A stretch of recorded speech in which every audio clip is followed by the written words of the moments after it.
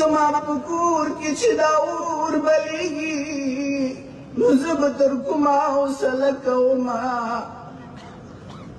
ای په ما ګرانه ګاونډي اشنا اجازه رایوه ګیله کومه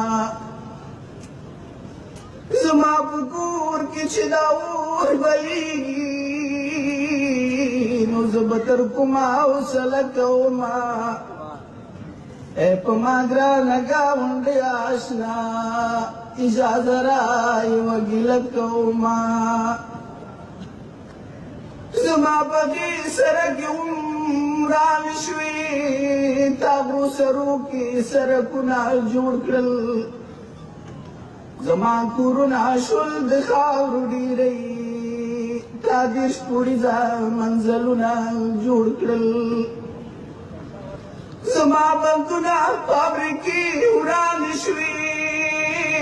او تا کارخانې او ماشینونه جوړ کړل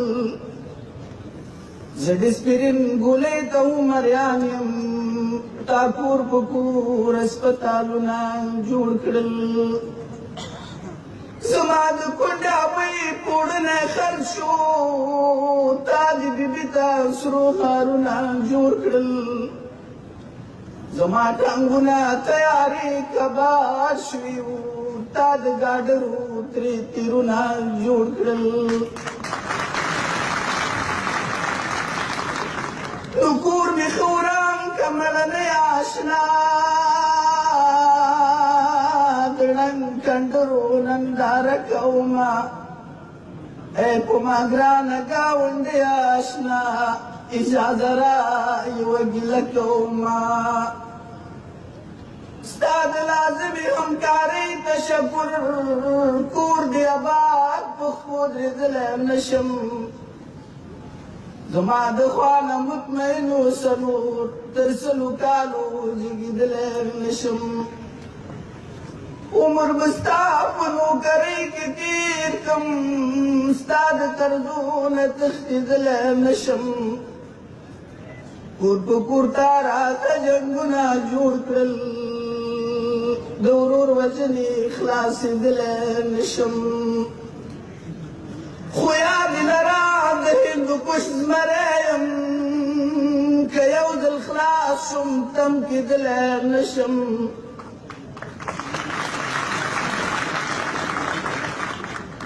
یاد لره د هندوکش زمری یم که یو ځل خلاص شم تم کېدلی نشم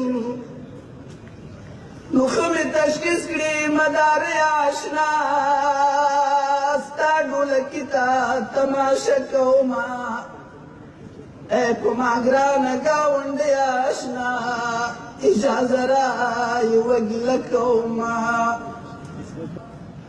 زما د کور لمبو ته مه تودېږه دیوال شریک لالی اور به واخلي بیا به یې په چل د مړ کېدو پوه نه شي ته به یو ځای وژنې خو نور به واخلي زما د کور لمبو ته مه تودېږه دیوال شریک لالی اور به واخلي بیا به یې په چل د مړ کېدو پوه نه شي ته به یو ځای وژنې خو نور به واخلي کشو خواره زما د اور بڅري اور ښار په ښارو کور په کور به واخلي زما په مړو یرو کې څه لټوي لال پکې وسوځي د سکور به واخلي که زما په شال زخمي زخمي شوي او ګمان مې نشي چې ټکور به واخلي بیا به دې ځای په یو وطن کې هم نشي لکه غبار سخوندر تور به واخلي